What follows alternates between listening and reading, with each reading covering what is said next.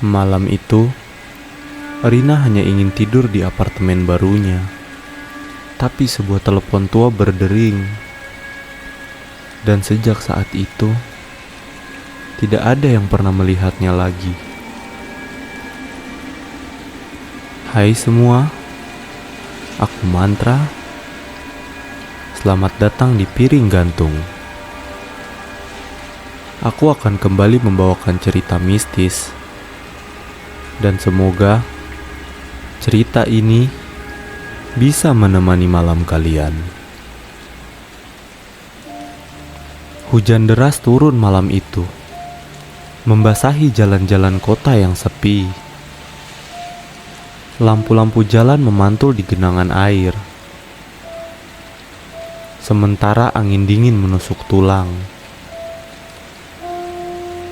Rina berdiri di depan sebuah gedung tua, menggenggam tas besar di tangannya.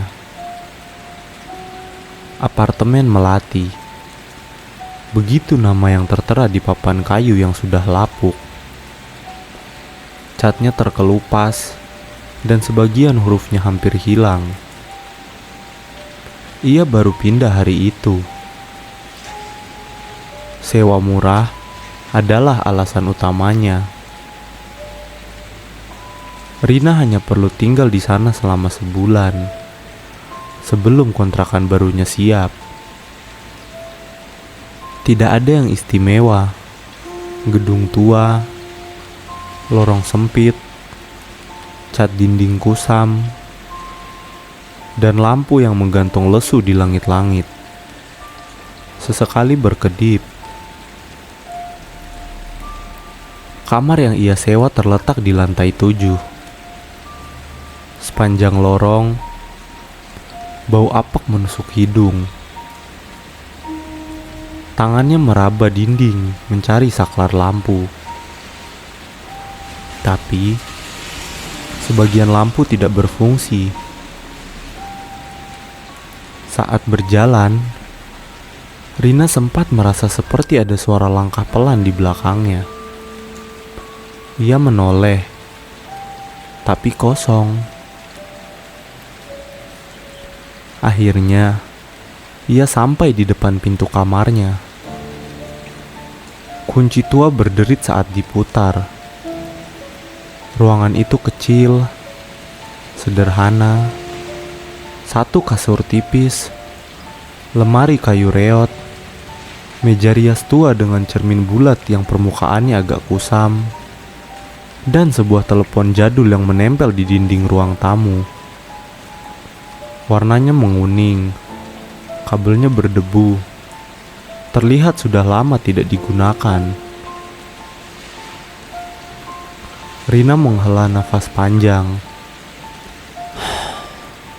Sebulan saja, gumamnya dalam hati. Ia menghabiskan beberapa waktu merapikan barang-barangnya. Suara hujan di luar menjadi latar yang menenangkan. Sambil membuka koper, ia melirik cermin tua itu. Entah kenapa, cerminnya membuatnya tidak nyaman. Pantulannya buram, dan seakan menyorot ruangan lebih gelap dari yang aslinya. Pukul 10 malam, semua sudah beres. Rina merebahkan diri di kasur, menatap langit-langit yang penuh retakan. Ia membuka ponsel, mencoba menelpon Lala sahabatnya. Tapi, sinyal sering hilang.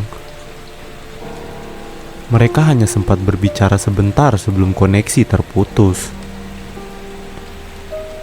Sendirian di kamar tua itu, Rina mencoba tidur. Tapi telinganya menangkap suara samar. Ketukan pelan dari arah dapur. Sekali, dua kali, ia menahan nafas. Mungkin suara pipa. Ia coba mengabaikannya. Beberapa menit berlalu, hening kembali. Sampai lampu kamar berkedip sebentar, lalu menyala redup.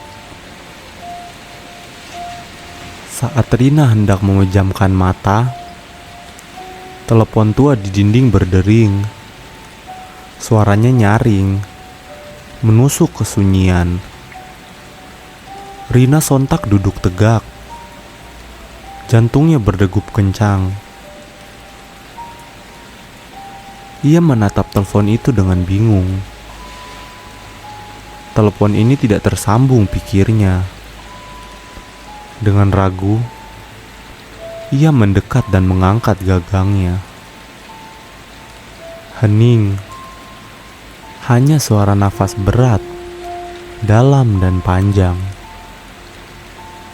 Sebelum ia sempat berkata apapun, suara berbisik terdengar. Sangat pelan, hampir tidak manusiawi. Jangan lihat ke cermin, dan sambungan pun terputus. Rina berdiri kaku. Ia menoleh ke meja rias. Cermin bulat itu memantulkan bayangannya sendiri. Pucat, mata lelah, dalam cahaya lampu yang meredup. Ia menelan ludah, berusaha berpikir logis. Mungkin orang iseng, batinnya. Tapi dari mana mereka tahu nomor telepon ini? Dan bukankah telepon ini sudah lama tidak digunakan?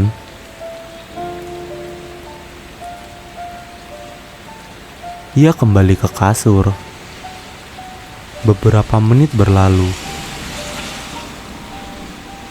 Dalam keheningan yang menusuk, Rina mencoba tidur kembali, sembari menarik selimut. Tapi telinganya terus siaga. Kemudian telepon itu berdering lagi, dan kini lebih keras. Tangannya gemetar saat mengangkat gagang telepon.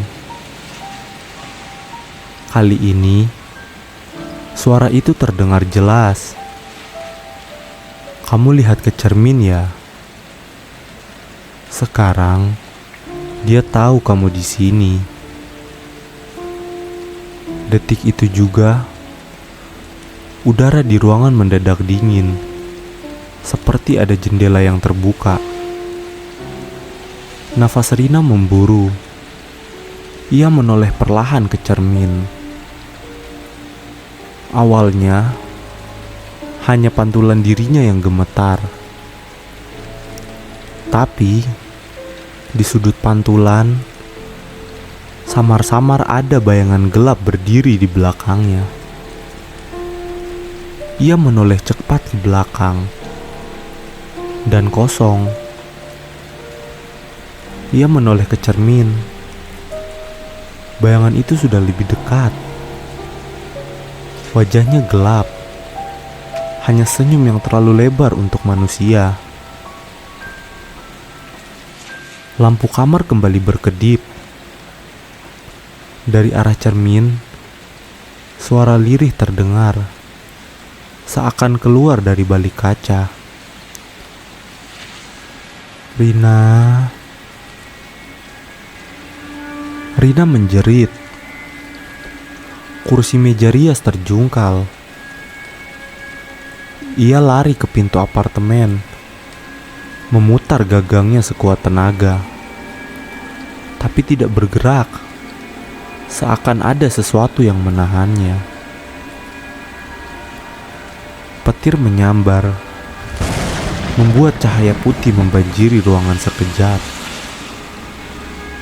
Dan di kilatan cahaya itu, ia melihat jelas sosok tinggi hitam berdiri tepat di belakangnya.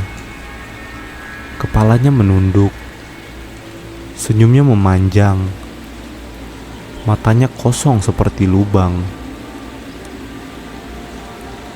Lampu gelap total. Telepon berdering sekali lagi. Dengan tangan gemetar, hampir tanpa sadar, Rina mengangkatnya. Suara itu pelan, datar, tanpa emosi. Sekarang, giliran kamu. Suara kaca pecah. Jeritan panjang yang mendadak terputus. Lalu hening. Keesokan harinya, pintu apartemen ditemukan terkunci dari dalam. Tidak ada tanda-tanda perkelahian. Tidak ada Rina. Hanya cermin yang pecah di lantai. Seolah sesuatu menarik paksa bayangan ke kaca. Sampai sekarang, nomor telepon apartemen itu konon masih aktif. Mereka bilang, jika kamu cukup berani mengangkat panggilan di tengah malam, kamu akan mendengar suara yang sama. Jangan lihat ke cermin.